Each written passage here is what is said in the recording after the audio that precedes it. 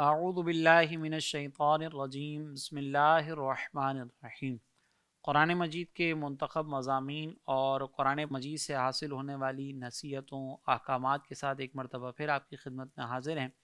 اور آج انشاءاللہ ہم 23ویں پارے کے منتخب مضامین اور آیات پر کلام کریں گے۔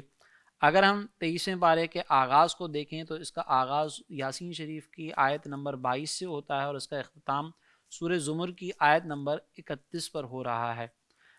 اگر ہم سورہ یاسین کی آیت نمبر 22 کو دیکھیں تو اس میں اس شخص کا تذکرہ ہے کہ جس کا ذکر ہم نے پچھلے پروگرام میں کیا تھا، کہ جو انبیاء علیہم السلام کی مدد کے لیے آیا تھا، رسولوں کی مدد کے لیے آیا تھا، اور قوم نے اس شخص کی بات کو بھی ماننے سے انکار کر دیا اور اس کو جھٹلا دیا تھا۔ اب جب وہ شخص اپنی قوم کے پاس آیا تو اس قوم کو سمجھانے کے لیے اس نے ایک دلیل بھی بڑی زبردست پیش کی تھی کہ اللہ تبارک و تعالیٰ کی عبادت کیوں کرنی چاہیے اور اللہ تبارک و تعالیٰ کے علاوہ کسی اور کی عبادت کرنے میں کیا نقصان ہے، اور ہم کیوں اللہ کے علاوہ کسی اور کی عبادت نہیں کرتے۔ چنانچہ اس شخص نے یہ کہا کہ اور مجھے کیا ہے کہ میں اس کی عبادت نہ کروں جس نے مجھے پیدا کیا، اور اسی کی طرف تم لوٹائے جاؤ گے۔ تو یہاں پر اس نے سامنے والوں کو نصیحت کرتے ہوئے یہ بات بیان فرمائی کہ میں جس رب کی عبادت کر رہا ہوں مجھے تو اسی رب نے پیدا کیا ہے۔ اگر ایک رب نے مجھے پیدا کیا، مجھے تخلیق کیا، تو اب میرا یہ فرض بنتا ہے کہ میں اس رب کی عبادت کروں، اس کی بندگی کروں اور اس کے احکامات پر عمل پیرا ہوں۔ اور چونکہ اس کے علاوہ جتنے بھی معبودان باطل ہیں ان کے پاس یہ اختیار نہیں ہے کہ وہ کسی کی تخلیق کریں یا ہمیں مر کر ان کے پاس لوٹنا ہو، ان کو جواب دینا ہو، تو وہ پھر اس بات کے مستحق بھی نہیں ہیں کہ ان کی اس درجے پر جا کر عزت کی جائے یا کسی بھی طرح کی ان کی کوئی عزت کی جائے، ان کو معبود کے درجے پر بٹھایا جائے۔ تو یہاں پر اللہ تبارک و تعالیٰ نے اس شخص کی طرف سے آنے والی ایک دلیل کو بیان فرمایا۔ پھر اگر ہم 23ویں پارے کی آخری آیت جو کہ سورہ زمر کی آیت نمبر 31 ہے، اس میں دیکھیں تو اللہ تعالیٰ نے ارشاد فرمایا کہ پھر اے لوگوں تم قیامت کے دن اپنے رب کے پاس جھگڑو گے۔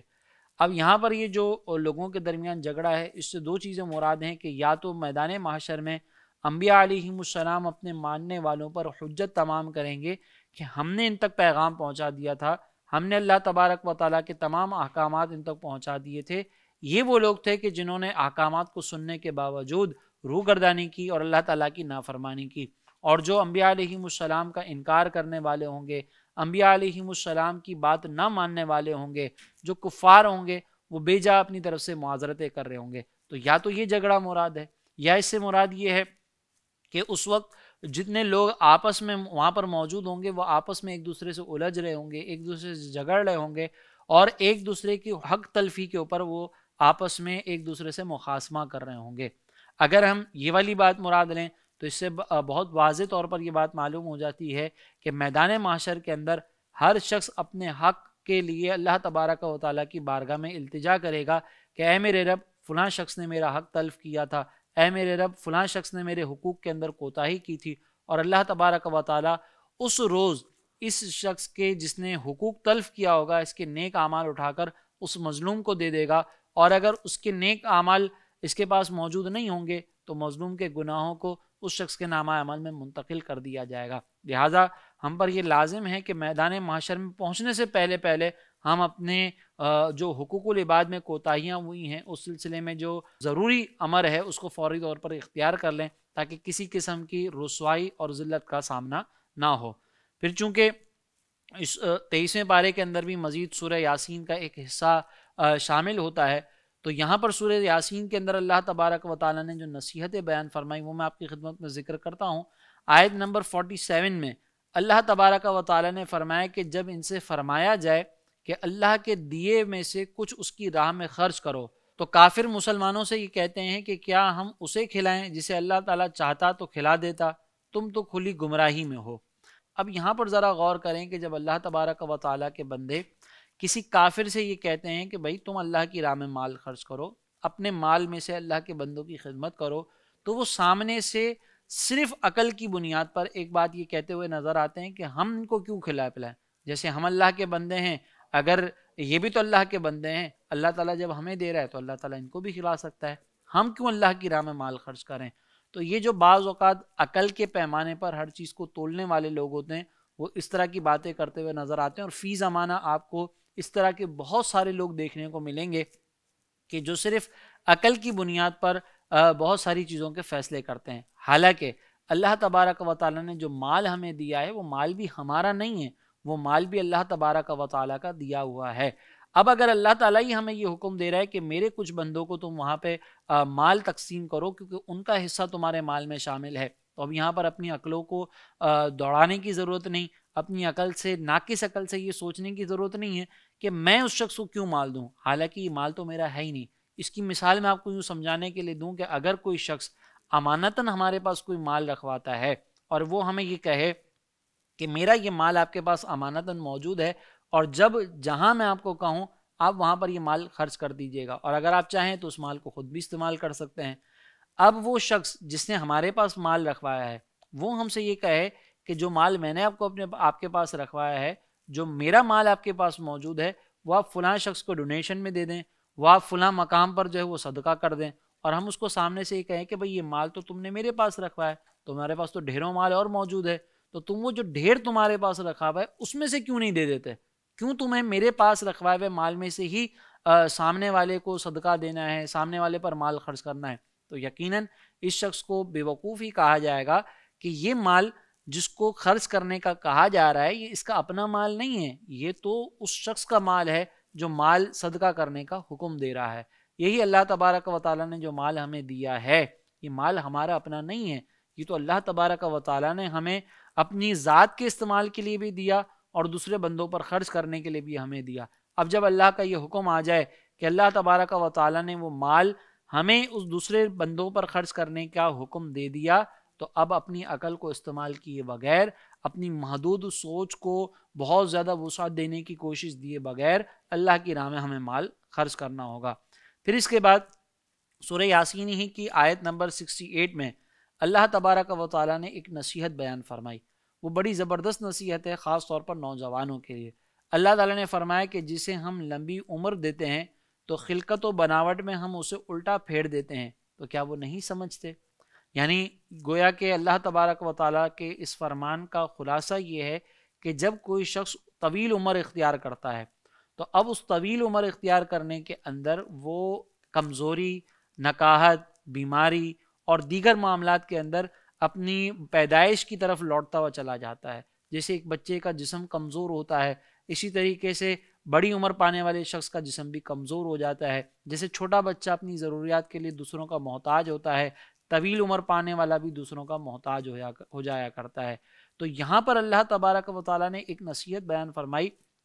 کہ جو شخص یہ سوچتا ہے کہ اللہ تبارک و تعالیٰ مجھے مرنے کے بعد دوبارہ اٹھا نہیں سکتا، اللہ تعالیٰ میری گرفت نہیں فرما سکتا معاذ اللہ، یا وہ یہ سوچتا ہے کہ مجھے تو جو ہے وہ بھی بہت طاقت ملی ہوئی ہے، ان تمام کے لیے نصیحت ہے کہ جیسے اللہ تبارک و تعالیٰ بچپنے کے اندر ایک کمزور جسم کو جوانی میں طاقت بخشتا ہے، قوت بخشتا ہے، وہی طاقتور جسم لوٹتے ہوئے دوبارہ کمزوری کی طرف چلا جاتا ہے۔ تو یہ رب جو ایک کمزور جسم کو طاقتور اور طاقتور جسم کو کمزور بنانے پر قادر ہے، یہ رب ہمیں دوبارہ اٹھانے پر بھی قادر ہے، ہماری گرفت فرمانے پر بھی قادر ہے۔ آج کی جوانی پر نازاں ہو کر اللہ تبارک و تعالیٰ کی نافرمانی کرنے والوں کے لیے اس بات پر غور و تفکر کرنے کا مقام ہے کہ آج ہم نافرمانی کر رہے ہیں، لیکن جب یہ کمزور جسم ہوگا اس وقت ہمیں افسوس ہوگا، پچھتاوا ہوگا، لیکن ہم عبادت اس انداز سے نہیں کر سکیں گے جس انداز سے عبادت کرنے کے تقاضے ہیں۔ سورہ صافات یہ مکی صورت ہے،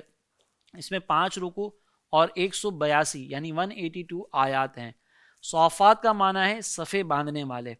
اور چونکہ اس صورت کی پہلی آیت میں صفے باندھنے والوں کی قسم بیان فرمائی گئی، اس مناسبت سے اس کا نام سورہ صافات رکھا جاتا ہے۔ اس کی فضیلت میں حضرت عبداللہ ابن عباس رضی اللہ تعالیٰ عنہما سے ایک روایت منقول ہے کہ نبی کریم علیہ السلام نے ارشاد فرمایا کہ جس نے جمعہ کے دن سورہ یاسین اور سورہ صافات کی تلاوت کی، پھر اس نے اللہ تبارک و تعالیٰ سے سوال کیا، تو اللہ تبارک و تعالیٰ اس کا وہ سوال پورا کر دے گا، یعنی اس کی دعائیں قبول ہو جائیں گی۔ اگر ہم اس کے مضامین کو دیکھیں تو دیگر مکی صورتوں کی طرح اکثر بنیادی عقائد پر اس میں زور دیا گیا، اور اس صورت میں توحید، وحی، نبوت اور مرنے کے بعد دوبارہ زندہ کیے جانے، نیک اعمال پر جزا ملنے اور برے اعمال کی سزا ملنے، ان تمام چیزوں کو مرکزی طور پر بیان کیا گیا۔ اس کے علاوہ اس صورت کی ابتدا میں صفے باندھنے والوں اور جھڑک کر چلانے والوں اور قرآن مجید کی تلاوت کرنے والی جماعتوں کی قسم ذکر کر کے فرمایا گیا کہ عبادت کا مستحق صرف اللہ تعالی ہے، جو کہ آسمانوں، زمینوں، ان کے درمیان موجود تمام چیزوں، تمام مشرقوں کا رب ہے۔ اور یہ بتایا گیا ہے کہ آسمان کو تمام سرکش جنات سے محفوظ کر دیا گیا ہے، اور اب وہ عالم بالا کے فرشتوں کی باتیں نہیں سن سکتے، اور جو ان کی باتیں سننے کے لیے اوپر جائے تو اسے شہاب ثاقب سے مارا جاتا ہے تاکہ وہ دور ہو جائے۔ یوں ہی جو کفار نبی کریم علیہ الصلوۃ والسلام کے معجزات دیکھ کر مذاق اڑاتے تھے، مرنے کے بعد دوبارہ زندہ کیے جانے کا انکار کرتے تھے، ان کی مذمت بیان کی گئی، اور نبی کریم صلی اللہ علیہ وسلم کو تسلی دی گئی کہ وہ دن عنقریب آنے والا ہے جن میں ان کافروں کا انجام انتہائی دردناک ہوگا۔ اور اسی طریقے سے اخلاص کے ساتھ ایمان لانے والوں کی جزا، جنت کی نعمتیں بیان کی گئیں، اور یہ بتایا گیا کہ لوگوں کو کس چیز کے لیے عمل کرنا چاہیے۔ پچھلی امتوں کے احوال بیان کیے گئے، جن لوگوں نے اللہ اور اس کے رسول کو جھٹلایا انہیں عذاب میں مبتلا کر دیا گیا، اور جو لوگ ایمان لائے اور انہوں نے اپنے رسول کی پیروی کی تو وہ عذاب سے محفوظ رہے۔ تو ان امور کی خبر دی گئی۔ حضرت نوح، حضرت ابراہیم، حضرت اسماعیل، حضرت موسیٰ، حضرت ہارون، حضرت الیاس، حضرت لوط اور حضرت یونس علیہ السلام کے واقعات بیان کیے گئے، اور ان میں سے حضرت ابراہیم اور حضرت یونس علیہ السلام کے واقعے کو تفصیل کے ساتھ بیان کیا گیا۔ پھر کفار کا ایک عقیدہ یہ تھا کہ فرشتے اللہ تبارک و تعالیٰ کی بیٹیاں ہیں معاذ اللہ، تو ان کے اس باطل عقیدے کا رد کیا گیا اور اللہ تبارک و تعالیٰ کی پاکی بیان کی گئی۔ اس کے علاوہ اس صورت کے اندر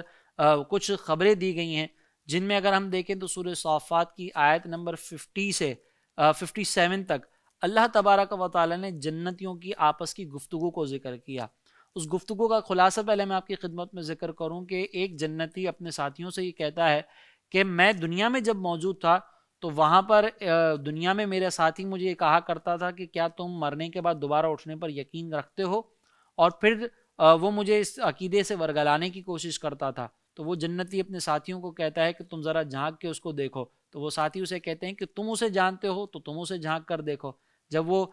جہنم میں جھانک کر دیکھتا ہے تو اس کا وہ عقیدے کا جو منکر شخص تھا، جس کے عقیدے میں یہ بگاڑ تھا کہ مرنے کے بعد دوبارہ اٹھایا نہیں جائے گا، وہ جہنم کے عذاب میں مبتلا نظر آ رہا تھا۔ تو پھر اس جنتی شخص نے کہا کہ اگر میں تمہاری بات مان لیتا تو تم مجھے بھی ہلاکت میں مبتلا کر دیتے۔ چنانچہ اللہ تعالیٰ نے فرمایا کہ پھر جنتی آپس میں سوال کرتے ہوئے ایک دوسرے کی طرف متوجہ ہوں گے۔ ان میں سے ایک کہنے والا کہے گا کہ بے شک میرا ایک ساتھی تھا، مجھ سے کہا کرتا تھا کہ کیا تم تصدیق کرنے والوں میں سے ہو؟ کیا جب ہم مر جائیں گے اور مٹی اور ہڈیاں ہو جائیں گے تو کیا ہمیں سزا دی جائے گی؟ تو وہ جنتی کہے گا کیا تم جھانک کر دیکھو گے؟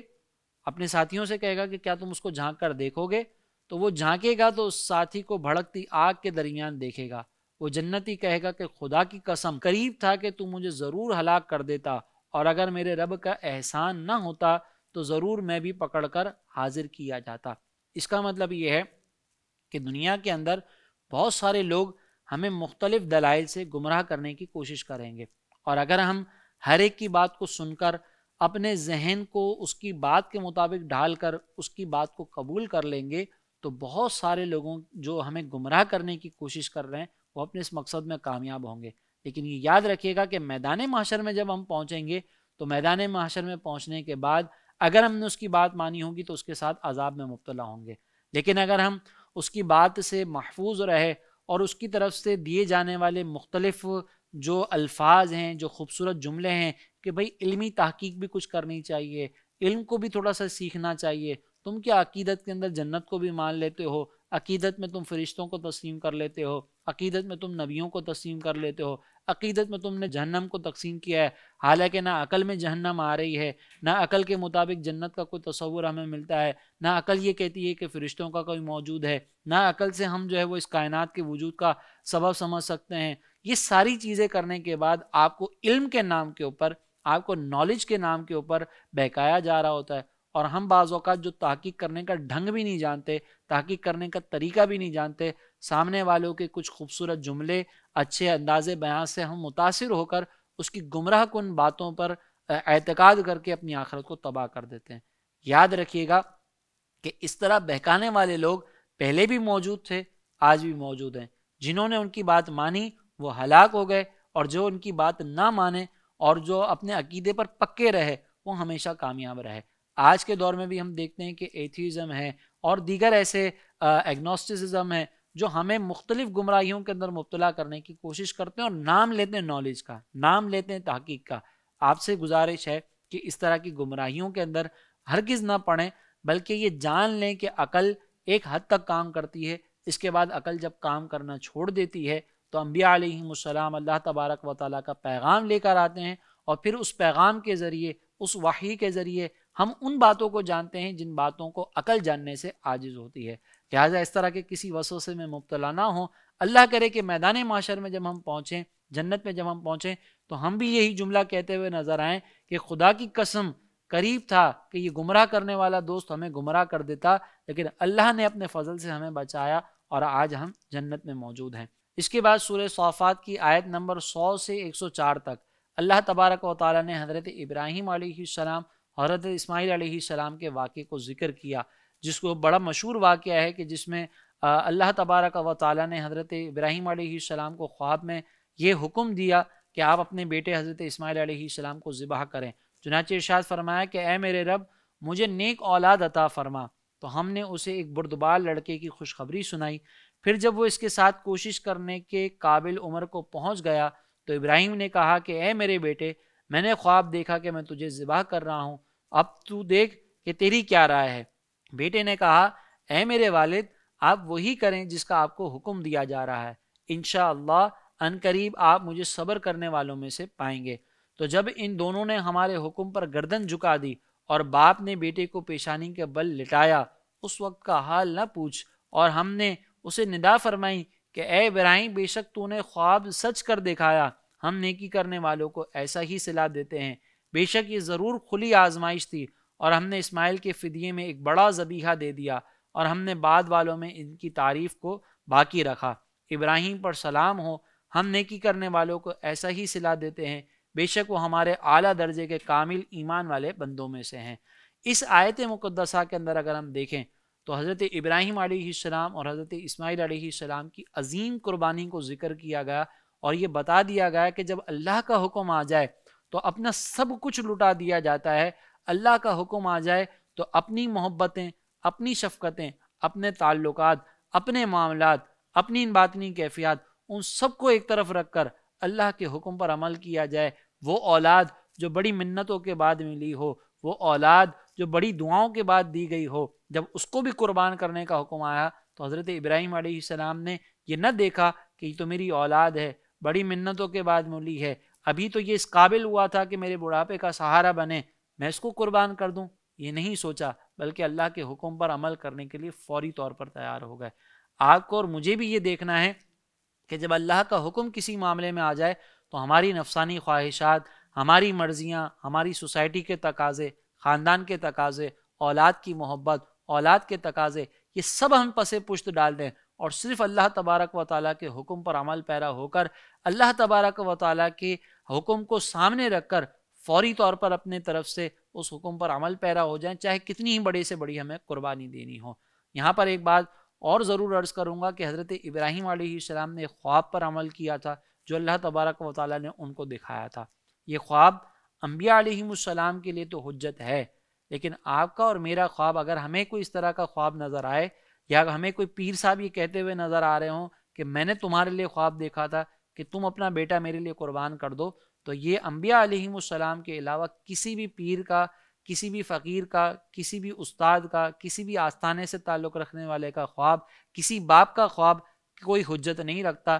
اس طرح کے خوابوں پر عمل کرنا ہمارے لیے ہرگز ہرگز جائز نہیں ہوگا جو خلاف شرع بھی ہوں اور جس میں شریعت کے احکام کی پامالی بھی ہو رہی ہو۔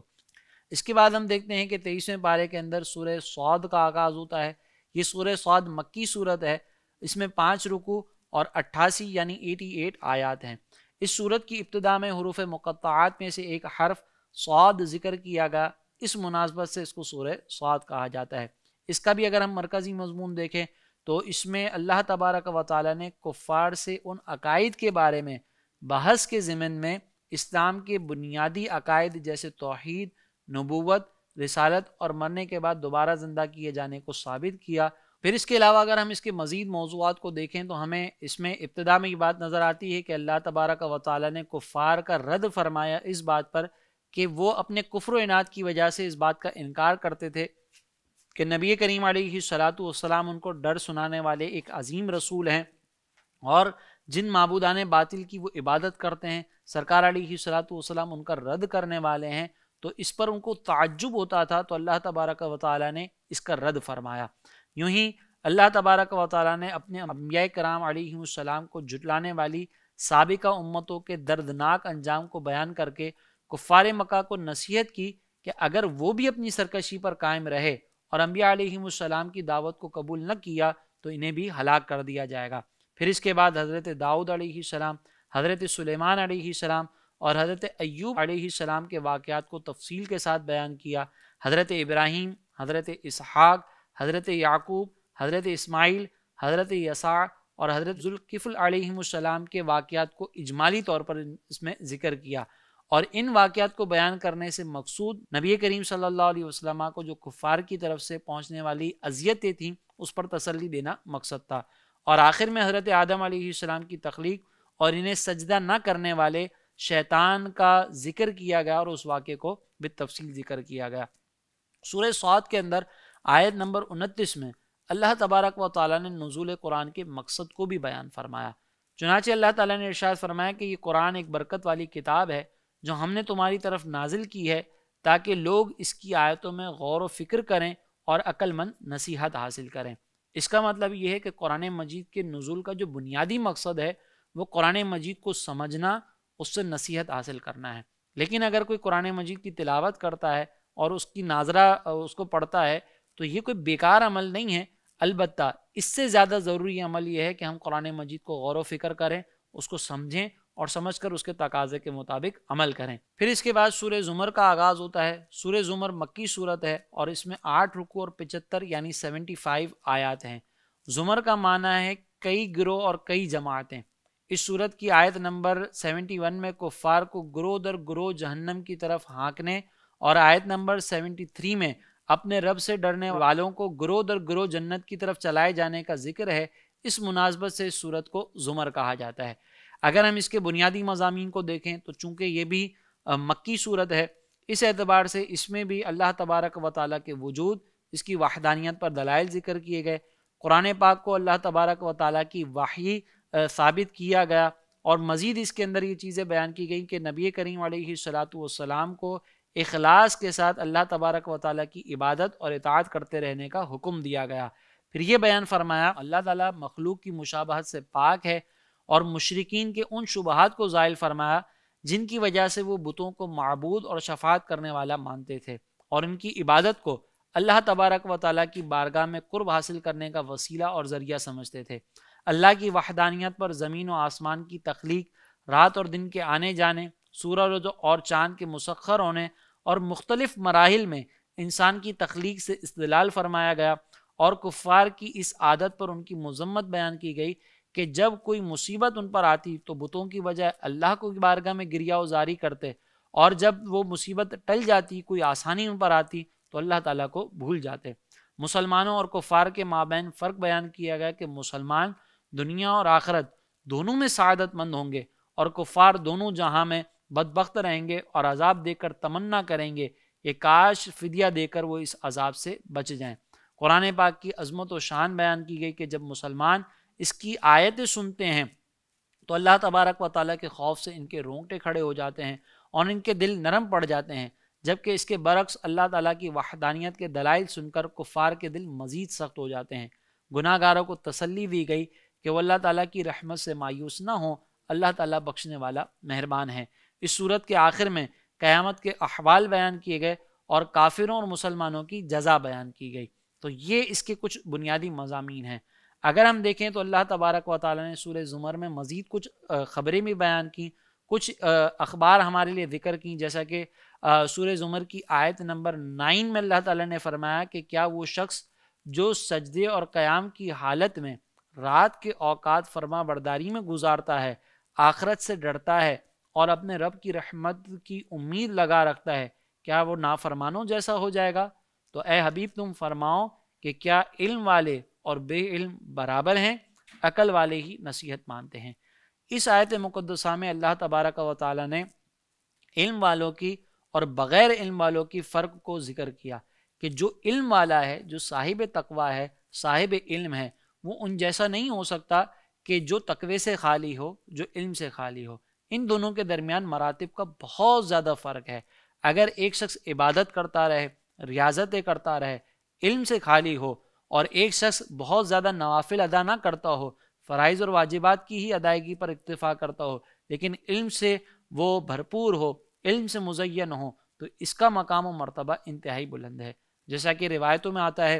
کہ ایک مرتبہ میرے آقا دو جہاں صلی اللہ علیہ وسلم مسجد نبوی میں جلوہ افروز ہوئے تو دیکھا کہ صحابہ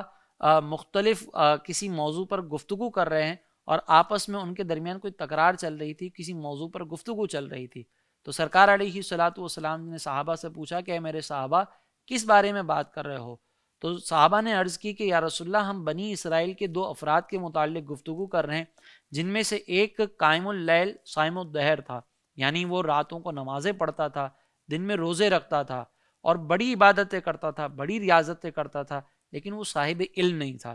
اور اس کے مقابلے میں ایک شخص تھا کہ جو بہت زیادہ عبادتیں ریاضتیں تو نہیں کرتا تھا، لیکن فرائض کی ادائیگی کے بعد وہ علم سیکھنے سکھانے میں مشغول ہو جاتا۔ اب ہم یہ گفتگو کر رہے ہیں کہ ان میں سے افضل کون ہے؟ تو یہاں نبی کریم صلی اللہ علیہ وسلم نے انتہائی زبردست جملہ ارشاد فرمایا کہ فضل العالمی علی العابدی کفضلی علی ادناکم، کہ اس عالم کو عابد پر ایسی فضیلت حاصل ہے جیسی مجھے تمہارے ادنا شخص پر فضیلت۔ اب آپ ذرا غور کریں کہ ایک طرف سرکار علیہ الصلوۃ والسلام کی ذات مقدسہ ہو، دوسری جانب ایک عام امتی ہو، تو ان 2 درجات کے درمیان کس حد تک فرق ہوگا اس کا کوئی اندازہ نہیں کر سکتا۔ یہی فرق سمجھانے کے لیے سرکار علیہ السلام نے فرمایا کہ راتوں کو نمازیں پڑھنے والا، دن کو روزے رکھنے والا، لیکن وہ صاحب علم نہ ہو، کہ وہ اس درجے تک کبھی نہیں پہنچ سکتا کہ جس درجے پر ایک علم و تقوی سے مزین شخصیت فائز ہو چکی ہے۔ لہٰذا یہاں پر علم کی جو اہمیت بیان کی گئی، اس کو غور و فکر کر کے، اس کو سمجھ کے ہمیں علم دین سیکھنے کی طرف بھی متوجہ ہونا ہے۔ پھر اس کے بعد سورہ زمر کی آیت نمبر 27 میں اللہ تبارک و تعالیٰ نے فرمایا کہ بے شک ہم نے لوگوں کے لیے اس قرآن میں ہر قسم کی مثال بیان فرمائی تاکہ وہ نصیحت حاصل کر لیں جنہیں نصیحت حاصل کرنی ہے۔ اب آپ ذرا غور کریں کہ اللہ تبارک و تعالیٰ نے پچھلی آیت میں قرآن کے نزول کا مقصد بیان فرمایا کہ قرآن کے نزول کا مقصد جو ہے وہ اس سے ہدایت حاصل کرنا ہے، اس کو سمجھنا ہے، اور یہاں اللہ تعالیٰ نے فرمایا کہ جو ہدایت حاصل کرنا چاہتا ہے اس کے لیے ہر طرح کی نصیحت اس میں موجود ہے۔ جیسے ہم دیکھتے ہیں کہ مختلف طبیعتیں رکھنے والے لوگ ہمارے درمیان پائے جاتے ہیں۔ بعض لوگ وہ ہوتے ہیں کہ جو ڈر اور خوف سے ہدایت کی طرف آ جاتے ہیں، تو ان کے لیے ڈر اور خوف موجود ہے۔ بعض لوگ وہ ہیں کہ جو بشارتیں سننے کے بعد، بشارتوں کو معلوم کرنے کے بعد جب ان کو کوئی خوشخبری دی جائے تو اس کو سامنے رکھ کر ہدایت کی طرف آ سکتے ہیں، تو ان کے لیے خوشخبریاں موجود ہیں۔ کچھ لوگ ایسے ہوتے ہیں کہ جو انعام کی لالچ میں ہدایت کی طرف آ جاتے ہیں، ان کے لیے جنت کے انعامات ذکر کیے گئے۔ کوئی جہنم کے عذاب سے ڈر کی وجہ سے ہدایت پر آ جاتے ہیں۔ کسی کے لیے سرکار علیہ الصلوۃ والسلام اور اللہ کی محبت ہوتی ہے کہ وہ اس محبت کو دیکھ کر اللہ تبارک و تعالیٰ کی بارگاہ میں اللہ تعالیٰ کے حکم پر سر تسلیم خم کر لیتا ہے، تو اس کے لیے یہ ساری چیزیں موجود ہیں کہ وہ اللہ تعالیٰ کی نعمتوں میں غور کرے۔ اللہ تبارک و تعالیٰ نے جو اس کو زبردست قسم کی نعمتیں دی ہیں اس کے احسان کرتا رہے، اس پہ غور و تفکر کرتا رہے، سرکار علیہ الصلوۃ والسلام کی شان و عظمت کو دیکھتا رہے، تو اللہ سے بھی محبت ہوگی، اس کے حبیب سے بھی محبت ہوگی، اور وہ اس محبت کو بنیاد بنا کر ہدایت کی طرف آ سکے گا۔ اور کچھ لوگ دلائل کو سن کر ہدایت کی طرف آنا چاہتے ہیں، تو ان کے لیے وحدانیت پہ بھی دلائل ہیں، نبوت پہ بھی دلائل ہیں، ان کے لیے مرنے کے بعد دوبارہ اٹھنے پر بھی دلائل ہیں، اور اللہ تبارک و تعالیٰ نے ان بنیادی عقائد کو دلائل کے ساتھ بیان کیا، تو وہ بھی اس سے ہدایت حاصل کر سکتے ہیں۔ یہاں ایک اور چیز بہت زیادہ امپورٹنٹ ہے جو سمجھنے والی، ہمارے یہاں بعض لوگ جو ہے وہ لوگوں کو یہ نصیحت کرتے ہوئے نظر آتے ہیں کہ بھئی قرآن سے مسائل بھی آپ خود اخذ کریں۔